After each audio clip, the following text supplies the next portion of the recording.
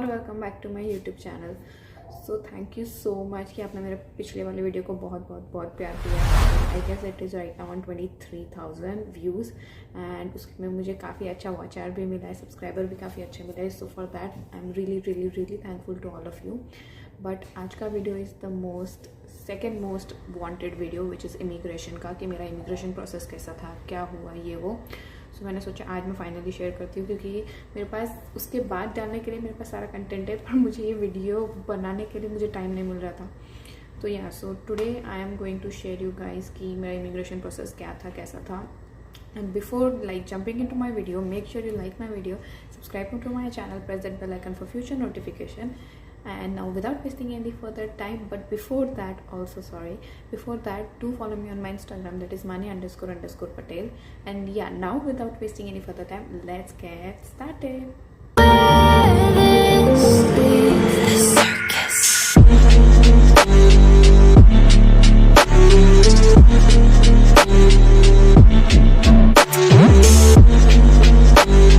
So let's now talk about my flight. My flight was Etihad Airways and I board from Ahmedabad to Abu Dhabi and Abu Dhabi to Toronto. सो पहला immigration होता है Ahmedabad airport पे and उसने मेरे सारे luggages check किए थे कि कितना वेट है, क्या है। एंड उस लगेज वेट लिस्ट में मतलब मेरे को ऑलरेडी एक्स्ट्रा मिला था 32 kgs की 3 बैग्स मिली थी, क्योंकि जिन्हें नहीं पता मैं बिजनेस क्लास से ट्रैवल कर रही थी।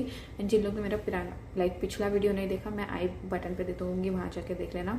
बट या so that was the thing कि मेरे पास 32 kgs की बड़ी बैग्स 3 थी एंड उसके साथ मेरे पास केबिन मतलब लगेज भी अलग से था। But on top of that मेरा 4 kg एक्सीड कर गया था मेरा लगेज। तो वो मैं थोड़ी बुद्धू थी कि मैंने क्या किया था कि मेरी केबिन लगेज में मैंने मेरा जैकेट एंड कैप और पर्स सब कुछ अंदर रख दिया था। वो सारी चीज़ें मैंने बाहर निकाली, वापस वेट करवाया तो वो हो गया था। एंड या सो वहाँ पे गई एंड वहाँ पे मुझे 4,000 देने थे, क्योंकि वो मेरे RT-PCR के लिए थे जो मुझे अबू धाबी में करवाना था। तो वहाँ पे मुझे कुछ नहीं करना था, यहीं से मुझे मेरे दोनों टिकट्स बोर्डिंग पास मिल गए थे, अहमदाबाद से अबू धाबी के लिए और अबू धाबी से टोरंटो के लिए। अब बात ऐसी थी क्योंकि मेरा बिजनेस क्लास था, तो ये थोड़ा बहुत कन्फ्यूजन था कि मेरे को बिजनेस क्लास लाउंज का एक्सेस का कुछ कार्ड वार्ड वहाँ से मिलेगा कि क्या था। बट ऐसा सच कुछ होता नहीं, तुम्हें बस वहाँ जाना है, क्योंकि उनके पास गेस्ट लिस्ट पूरी होती है कि बिजनेस क्लास में किसने ट्रैवल किया है। बस जाके पासपोर्ट दिखाओ एंड मतलब बेसिक कुछ शायद पूछेंगे, ऐसा तो मुझे कुछ पूछा नहीं, बस पासपोर्ट मांगा, उन्होंने चेक किया, सब सही निकला तो उन्होंने बैठने दिया था, हमें ऐसा कुछ प्रॉब्लम नहीं हुई थी। बट या दैट इज़ द थिंग। सो अब बात करती हूँ कि मैं अहमदाबाद पे जैसे गई तो मेरे लगेजेस ले लिए और ये सब करवा लिया, सारे लगेजेस पहले भी गए थे एंड मेरे हाथ में दोनों वो टिकट से वो आ गए। उसके बाद आता है हमारा इमिग्रेशन का प्रोसेस। तो इमिग्रेशन में मुझे सिर्फ इतना पूछा कि तुम स्टूडेंट हो, स्टडी वीज़ा के लिए जा रहे हो, बोला हाँ ये वो, बस सिर्फ ये 2 सवाल पूछे। और उसके बाद आगे जाके चेकिंग किया कि फिजिकल चेकिंग किया कि मतलब हमारे पास क्या है वो, और बैग का भी चेकिंग किया जो केबिन लगेज थे। एंड उसके बाद हमें बैठने के लिए बोल दिया था एक जगह पे जहाँ पे हम बैठ सकते हैं, तो फ्लाइट के लिए वेट करने के लिए। एंड वहाँ पे मुझे मिले थे फेस शील्ड, जिनको नहीं पता होगा, मैं वापस यहाँ पे उसका कुछ फ़ोटो या वीडियो डाल दूँगी। तो फेस शील्ड मिले थे क्योंकि फ़्लाइट में ऑफकोर्स ट्रैवल कर रहे थे, तो वो था।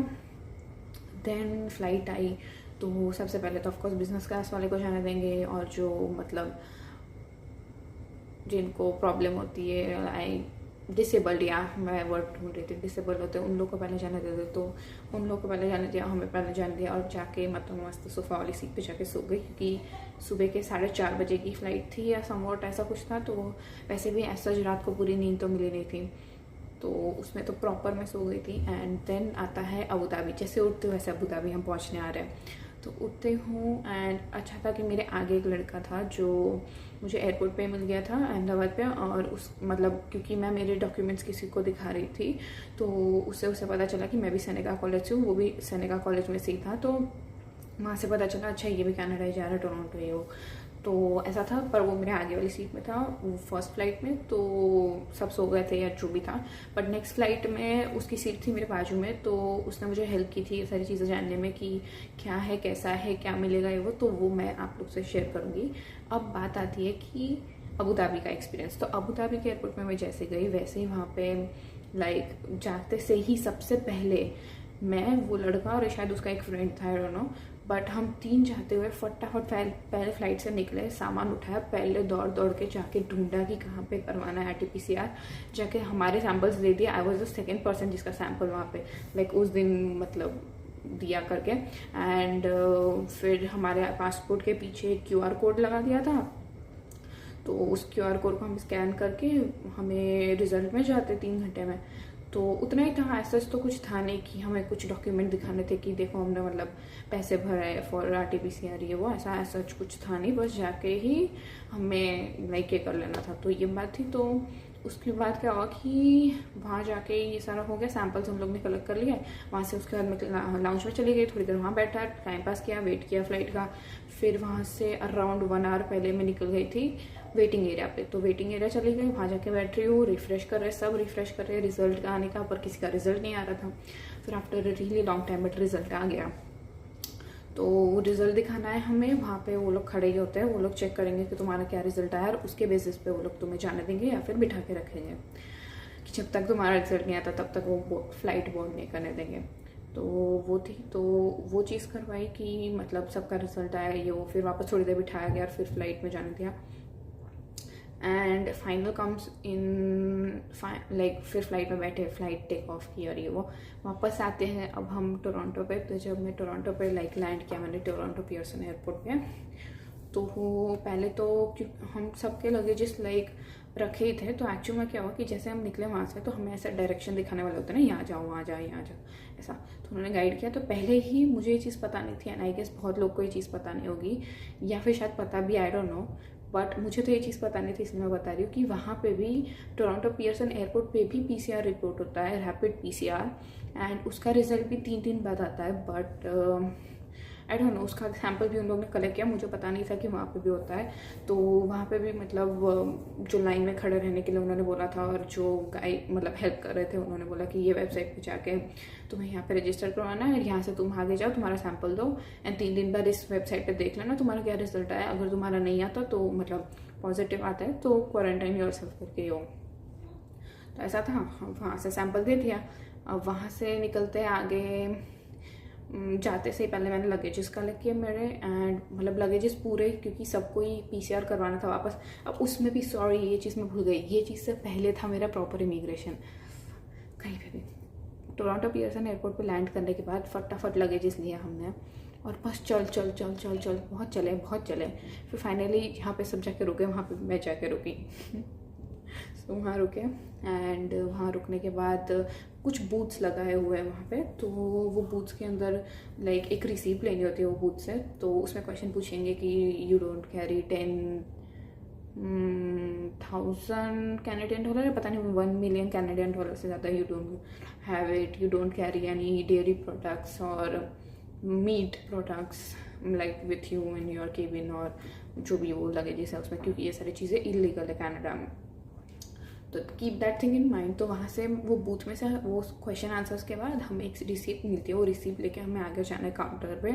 एंड वो काउंटर पे उन्होंने मुझसे सिर्फ 2 क्वेश्चन सेम पूछे कि तुम कैश कैरी कर रहे हो? मैंने बोला हाँ। तो बोलते कितना, इतने से ज़्यादा नहीं कर रहे हैं ना? मैंने बोला नहीं, इतने से ज़्यादा नहीं कर रहे।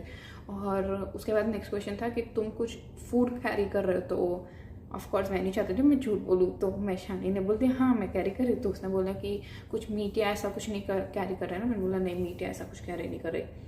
तो क्योंकि मुझे ऐसा था कि अगर इन लोग ने चेक किया फिर फूड निकलेगा, क्योंकि मेरे पास केबिन लगेज में सिर्फ खाना था, तो मेरा सारा खाना चला जाता। तो मैंने बोला हाँ मैं कैरी कर रही हूँ, बट मीट फिट कुछ नहीं था। तो उसने मुझे नेक्स्ट 3rd काउंटर पे जाने दिया।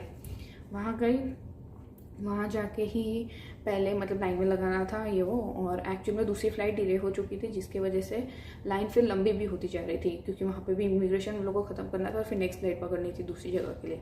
तो इस चक्कर में उन लोगों ने क्या किया, मतलब आगे के जो पहले जो गए होंगे उनका इमिग्रेशन हुआ होगा अच्छे से, पर थैंक्स टू गॉड कि मतलब मेरा इमिग्रेशन नहीं हुआ ऐसा कुछ, क्योंकि जो मेरे आगे जा रहे थे, जो मैंने बोला था वो लड़का मेरे आगे मतलब था, दूसरे वाली फ्लाइट में बाजू वाली सीट पे था, उसका इमिग्रेशन हुआ बट उसके दोस्त का नहीं हुआ क्योंकि वो मेरे पीछे खड़ा था, और उसका और मेरा इसलिए नहीं हुआ क्योंकि वहाँ पे क्योंकि इतनी लंबी लाइन देख के ही उन्होंने अपने ऑफिसर्स को लाइन में रखा था और उन सब ने हमारे सारे पासपोर्ट्स ले लिए एंड 2 डॉक्यूमेंट, 2 या 1 आई डोंट रिमेम्बर, पर डॉक्यूमेंट लिया था जिसमें एक में तो था स्टडी परमिट का और स्टडी एनरोलमेंट लेटर ऐसा कुछ उन्होंने लिया था।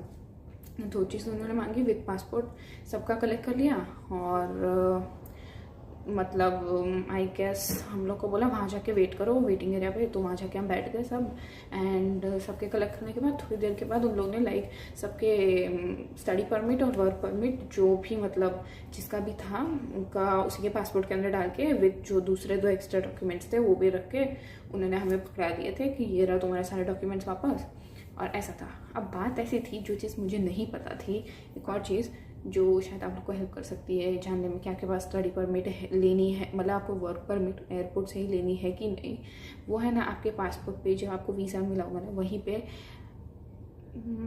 SW या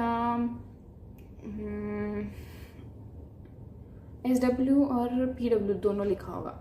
जिसके में सिर्फ SW लिखा है उसका मतलब है उनके पास सिर्फ स्टूडेंट परमिट है, ना कि उनके पास वर्क परमिट है। पर जिनके में दोनों लिखा है उनका मतलब ऐसा है कि उनको दोनों चीज़ें ही लेनी है, एयरपोर्ट से ही वो चीज़ कलेक्ट करनी है, कहीं और से नहीं मिलेगी वापस। तो एयरपोर्ट से ही मेक श्योर कि आप वो चेक करके वहीं से कलेक्ट कर लो, क्योंकि ये चीज़ मुझे पता नहीं थी और मैं शानी ऐसी थी मैं शायद सिर्फ स्टडी परमिट लेके भी चली जाती, मुझे ये चीज़ पता नहीं थी। तो ये थी मेरी बात, बट थैंक गॉड कि मतलब मेरी स्टडी परमिट और दोनों उन लोग में मतलब मेरा इमिग्रेशन हुआ ही नहीं एज आई सेड, तो उन लोगों ने डॉक्यूमेंट्स ले लिए एंड सारे डॉक्यूमेंट्स के साथ ही हमें स्टडी परमिट वर्क परमिट दोनों दे दी। एंड उसके बाद मेरा वो इंसिडेंट हुआ कि जाके हम लगेजेस लिए और फिर मतलब मुझे एक भैया लेने आए थे तो हर्ष भैया के साथ मैं गई, उन्होंने मुझे ड्रॉप ऑफ किया जहाँ पर मेरा डेस्टिनेशन था। एंड ऐसा था मेरा एकदम simple and easy immigration, as such मुझे कोई प्रॉब्लम नहीं हुआ था।